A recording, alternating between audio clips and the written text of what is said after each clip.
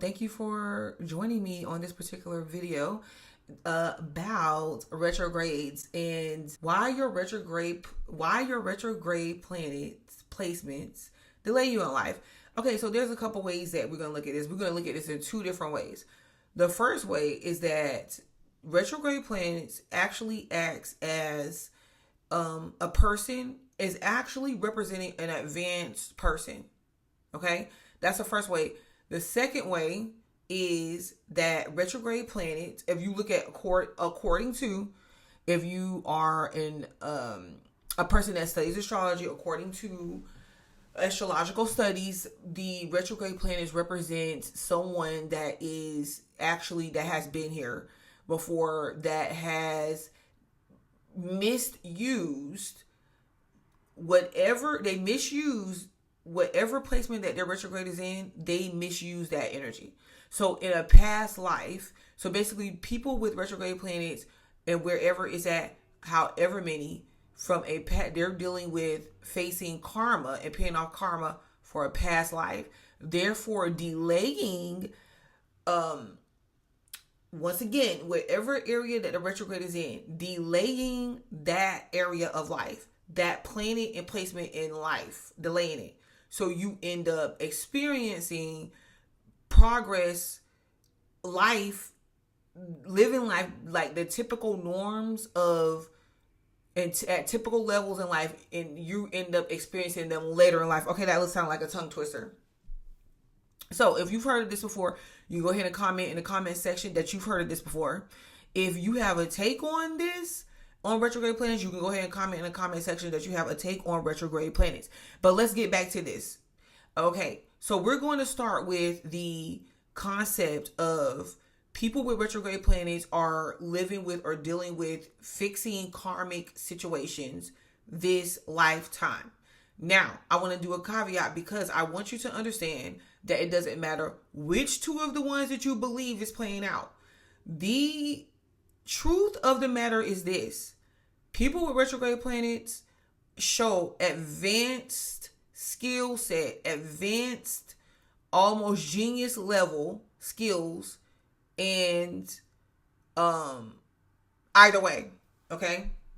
And you can say that it's karmic. And they would, if you think about this, they would show master level skills in life or genius level aspects in the area that these placements are. They could be genius because they have gathered so much information, because they know life. You can say that, but I just want to do that caveat. And it was something that I actually came across. Maybe if I do get a chance to do this, has been so long ago, with me studying astrology and stuff. I came across an astrologer, not online. I mean, not on YouTube or anything, but online information that has done research on this and has stated that people with retrograde planets, and especially if you have more than 3, you are typically a genius. Like you are advanced in knowledge. Okay. And it could be spiritual knowledge. It could be otherworldly knowledge, whatever it is. And you could be advanced in the area with the knowledge of the area of your placement. So I'm going to go ahead and say that, and we're going to move that out the way. All right. So let's come to you're paying for karmic lessons in this lifetime. So what does that look like on a person with a retrograde planet or multiple retrograde planets in their charts? So basically, in a past life, you misappropriated you misbehaved in a way, I'm going to say that, to where you caused other people harm in a specific area that you had the retrograde at, or you did not live up to, you did something immoral. And through your immorality, you chalked up karma. So in this life where you're free to go, there's no retrograde. And the universe is like, okay, God is like, okay, you can go ahead and you can live out life. You can do things, except for in these areas. You're going to have hardship in these areas where there's retrograde planets at, until you get it correct. Until you realize what it is that you've done. Now, I think that I see this in Vedic astrology too. And let me explain to you. I actually like Vedic astrology. I feel like it's very in depth, but you could be in debt with Western astrology as well. Let's not get it twisted. You can be very in debt with it because the way that the planets and the placements and how they're grouped together, the meaning of it, the houses, like how they play out in the representations, it is in a way where you can versify it or whatever. However, I typically look at Vedic astrology as like life. Vedic astrology's set of the way that it looks at astrological principles, to me, is more like on a philosophical level. A philosophical level.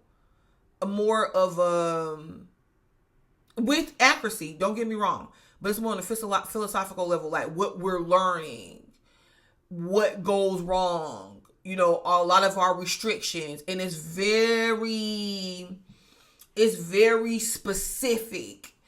It's very specific in terms of you're locked in here because you have to pay off this karma. You did this and now you're doing that. It's more of like past lives and how it affects us this life. It's more based on that, and then what we learned and the principles behind how we should live and what we are chained to, and what we need to learn in order to grow, in order to be aware of this, okay? And which is this is good. Don't get me wrong. However, I do look at energy as more fluent than that. This is even why I like the setup of the dates, the birth dates, when it comes to Western astrology, because it demonstrates that. It demonstrates that fluidity in the energy. And not only that, it helps people see themselves in a sense to where they see themselves through awareness more than necessarily being taught over and over again. Like, you become aware of something, but you're stuck in that situation, and that's what you're paying for over and over and over again throughout life. It helps. I look at Western astrology as a way to, it don't even matter, Western or Vedic, but I'm just saying, that principle of dealing with a lot like past life trauma associated to, or past life karmic lessons associated to the retrograde, is the limited version of looking at it. It doesn't make it wrong. Okay? So really, Vedic and Western don't even have anything to do with this, but it's explaining my take on the way that I see them. It's just my opinion on this part. So, and I feel like Western astrology for me is not, Vedic astrology has so many different aspects and, variations to help you pinpoint things more specifically, I feel like. And Western astrology is more about, that's why it's more modern, because it's more about the person taking accountability and having self-awareness, and that changes the dynamic of their chart, because it's to use your chart and your placements as a tool to navigate energy that you're not necessarily stuck in. You are and not that you're controlling it, but you're shifting it and changing it due to your consciousness, okay? Because you're able to change your perspective on Western astrology. Okay, so let's just go there. So the concept of you're here in this life because you are paying a price for something that you did in a previous life is there. And what does it do to the retrograde planet? What it does to the retrograde planet is it limits you or prevents you from advancing in those areas. Example, Saturn retrograde. If you're born during Saturn retrograde, and let's say your Saturn retrograde is in Libra, you could be restricted or prevented from being in relationships if you do get in a relationship, you're still going to feel a source of pain associated with it. Maybe you feel taken advantage of. Maybe you still feel lonely within the relationship. Maybe you can't really, or like there's some type of burden placed on you being involved with a relationship. Maybe you can't really live the life that you want and be with the partner that you want. Maybe you want to be independent, you want to be able to go free, but you are tied to other people because you can't make the money and have the stability that you want without another person or something like that. So basically you end up either being restricted from relationships, or those same relationships are like a cause of trouble for you, or they're dealing with people is a sense of burden for you. But when you get to a certain age, when you're released from that karma, supposedly in this lifetime, what ends up happening is now you're opened up to being able to get the relationship, get marriage. So basically what a person would be doing, a typical person would be doing as far as development, you would be doing it after that.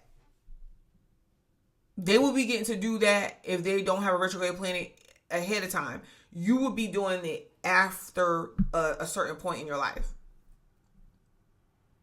So when you do go into the relationship, really there's probably a lot that you have learned about relationships or about yourself, and in how you show up, and you want to show up differently, right? Because you learned your lesson surrounding it. So that's one aspect of retrograde. But the thing about it is, even still, the person with the retrograde planet is still outsmarting or smarter than the ones that don't have it. Because I see a lot of people that don't have retrograde planets, or let's say they don't have a retrograde Saturn in Libra. They have Saturn in Libra. And Saturn is, oh God, what's that word? Mercury is getting me so bad because it's retrograde right now. Saturn is exalted in the sign of Libra. And so it's supposed to do good. It's supposed to bring in strong working partnerships and relationships. Okay, however you want to put it. But it's still teaching a lesson because the placement is in Saturn. And I see so many times where people get into relationships at early ages to outgrow them later on. To not really, they end up, especially the younger you are. Okay, especially before that prefrontal cortex develops all the way. So really, to me, it can look like, and it can appear in the old worlds, in the old way of looking at information. A lot of times it can appear that the retrograde planet is causing a person hardship or delays because that person needs to pay some type of karma. And the reason why, what did they weigh this information against? They weighed the information against the current times that they were in. And during those times, women didn't even have any rights. That's first and foremost. They went from living with their parents or being raised by their parents to the age of about 12, 13, 14. And then they went off to be with, get married to someone, usually a grown man that was much older than them. That, in that sense, if you're looking at the world through that perspective, that lens, what are you looking at? You're looking at people getting married, people being in relationships, successful relationships, they're happy. And a person that does not have that, because of that delay, that retrograde planet in their chart, they're looked at as outcasts. Like, oh, you're damned, something is wrong with you. You can't even get money, you can't even get stability, because you couldn't get that without having a certain affiliations, having a certain reputation. Remember, people used to get hung and burned at the stake for being accused of being a witch and all that. So when you update your lens to now, the here and the now, what do you see? You see a lot of people that jump into marriages for convenience, or jump into long-term relationships. They get abused. They got to go to counselors. That's not their main relationship. They move to another one anyways. They move back and forth in and out of relationships. That's not judging them. I'm saying you come fast forward to the retrograde planet. The retrograde planet person actually looks like the developed one, the smart one. When you talk to a woman, you say, okay, so why are you... Well, things didn't work out. I'm not really with anybody because situations didn't work out, or relationships, it just didn't go right because I knew I didn't want to get treated bad, or because, I'm not going to keep going from relationship to relationship, whatever the case may be. The retrograde person, the retrograde planet is actually still coming up as intelligent, logical, smart, a reasoner. Where did I get this? Where does this derive from? Okay, so I'm going to go here. This the first instance that the first thing that I mentioned, retrograde planets being genius, smart, highly intelligent people, and really that's where you're at in that area. And then if you have more than 3 retrograde planets, you on another level of things. It's very hard for you to fit in to societal standards and norms. And if you look at that at the time through a lens, at the time where the information was being interpreted, that looks like somebody that's the outcast. And they relied heavily on groups and feelings and emotions and being attached to something. And when you don't have that and you don't have to do that, and you look like there's something wrong with you, even when you were intelligent. Okay. So what does this come from? The intelligence of the retrograde person. The intelligence of the retrograde person comes from wherever that retrograde placement is at in that particular area. The person seems like they're slow to develop, and because of that, maybe they could be more into something else versus that area of life that the retrograde is at. They could be focused on something else. They could not really know how to navigate that area. And if they do, they see things dealing with, so what could we use? Let's use Venus retrograde. Still, dealing in relationships, let's use Venus in Scorpio retrograde. So a Venus and Scorpio individual, and even though they could be obsessed with people, even though they could long to be with someone in an emotional relationship, attract someone in, when you get a retrograde planet, what ends up happening in Venus period, but let's say in the sign of Scorpio, that person could be somebody that's like, okay, I know I'm not going to get in a relationship and necessarily commit because I want to explore, my more intimate pleasures or whatever. Then they're going to choose to not do that. They might not form long-term relationships, or they may be focused on something else, some sort of information, something that they have to deep dive in to learn.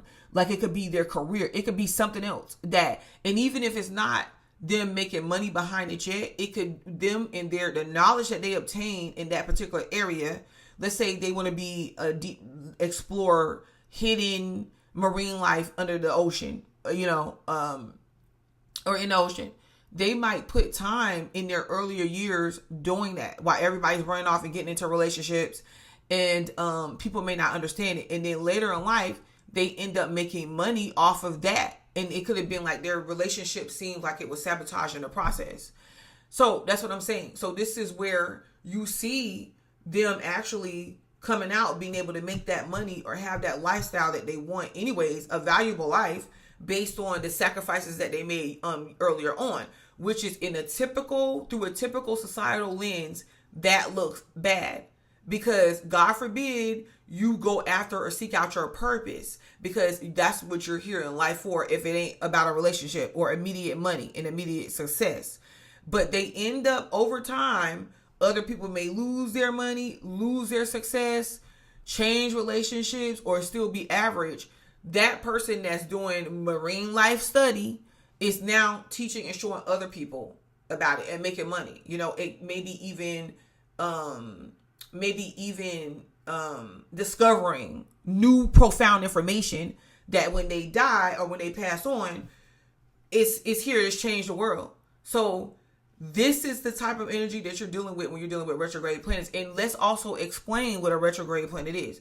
You hear about it all the time. Mercury in retrograde. Now, a person with Mercury retrograde could be a person that cannot have typical. They could be in a group of people, but they do not fit in with those people through talking regular conversations alone. They can't do it.